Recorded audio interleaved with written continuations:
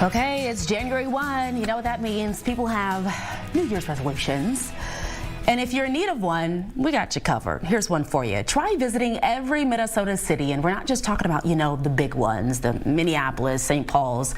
We are talking about more so every incorporated city in the state. So author Seth Varner did just that, and he also wrote a book about his journey. So Seth is joining us now along with his wife Elise, who was on the journey with him across Minnesota. Hey guys, how y'all doing? Hey, how are you, Symone? Good. Happy New Year.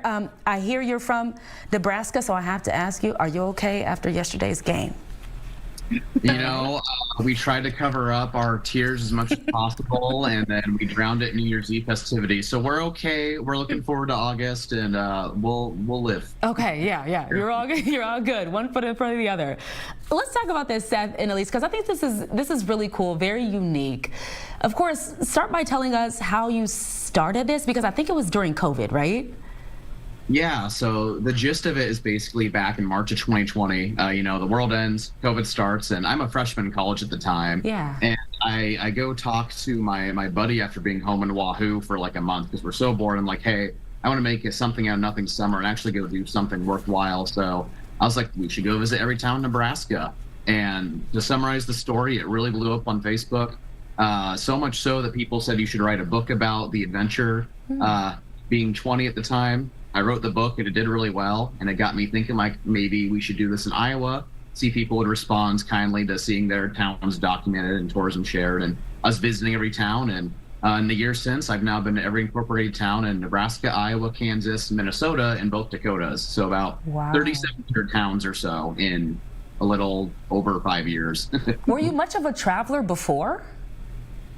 Yeah, I was traveling quite a bit with my family. Like we had a couple vacations here and there. So like my mom kind of inspired me to see the world. And then my dad at one point, he was doing like a family tree project visiting the small towns in Nebraska. And that's kind of where I got the initial idea for Nebraska. Was when I was 10. I remember asking him like, hey dad, like we should go to all the towns in Nebraska. And like, he's trying to confine it to his family tree project. So he's like, oh yeah, maybe Seth, maybe someday. But that's where it really spurred from, was even from just a young age, my parents instilling that love for traveling and just even small towns in general. Oh, that's sweet. And I love that you give the small towns some love. And Elise, I want to ask you, was this something that you were just up for, or did he have to do some convincing? To join him permanently, a little bit of convincing, but I love to travel too, so it works out really well for both of us. Yeah. How do you like it, just traveling around to these different towns? It's so cool to see like everything the towns have to offer. There's so many experiences that I just never would have had if I would have stayed here, because you just never really think to visit those small little towns kind of around the state, just the big ones like Minneapolis, but it's so cool. Yeah. Do you guys have any favorites from Minnesota when you came to visit?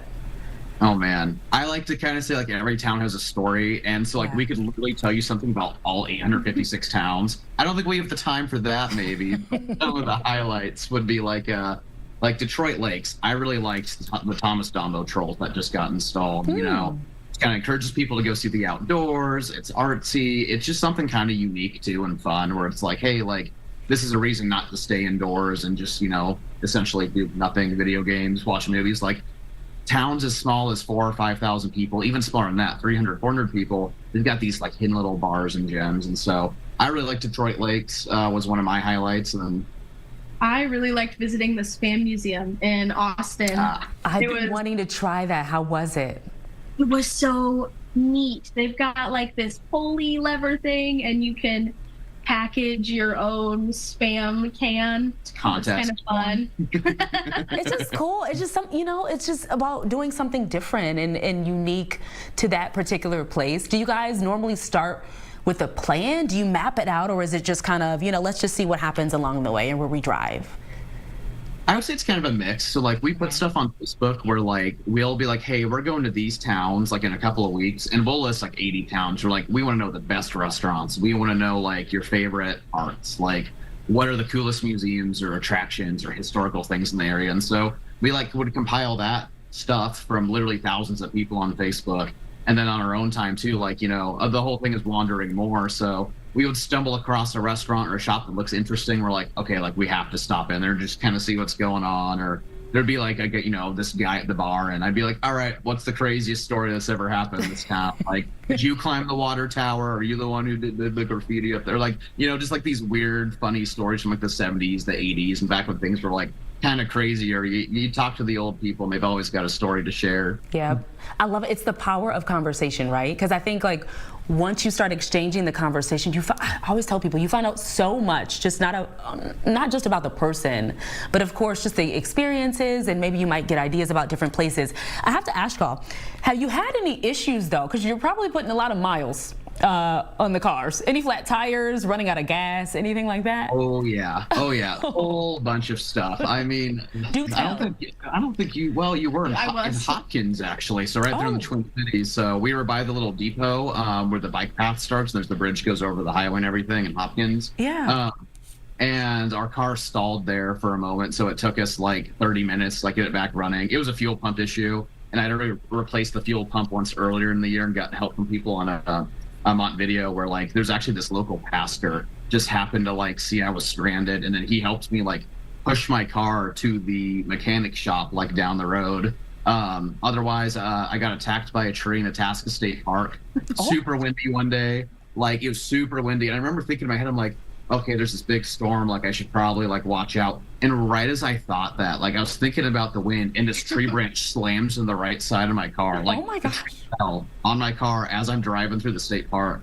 And so luckily, like I saw it and I kind of swerved a little bit, and like it mostly missed the vehicle. But like crazy things like that, or it's like, you never really know what's going to happen on the road. But thankfully, like the car lives, like we still have it. It's fine. It had a broken light from the tree, and it's got another dent, as if we don't have enough already. But oh my God, do you guys have a big? Is it a truck or is it a small car?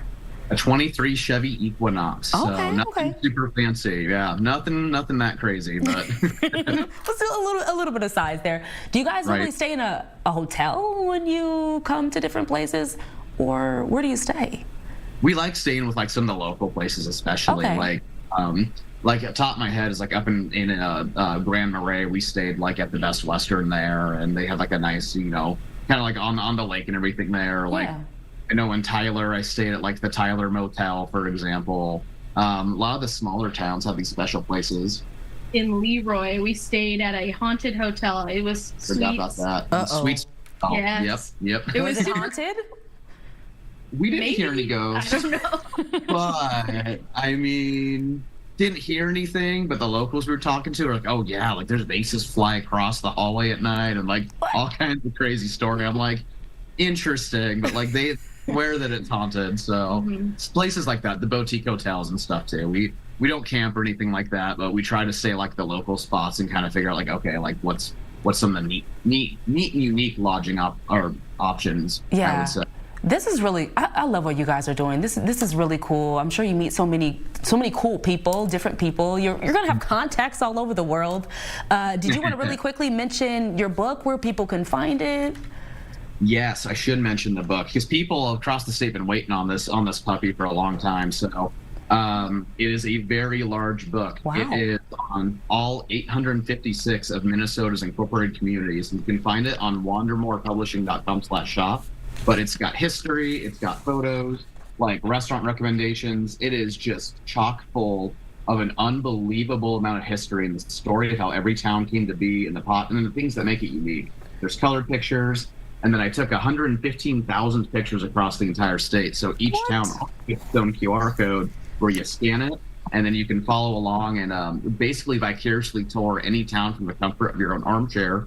Or you can take the book on the road with you too and actually go visit the places for yourself. So it's basically a way to see all of Minnesota, like from home or on the road. Without even leaving. That's so cool.